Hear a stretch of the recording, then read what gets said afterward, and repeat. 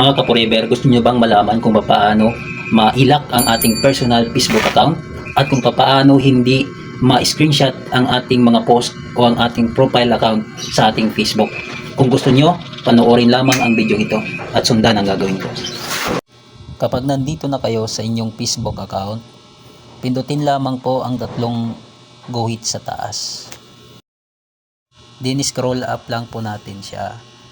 Hanapin lamang po ang setting and privacy. I-tap ang setting. Dito naman po hanapin natin ang profile locking. I-tap natin siya. Then set to lock your profile. I-okay lang po natin. Yan po ang lalabas. You lock your profile. I-try naman natin i-screenshot. At yun na nga, naka-private na ang ating account.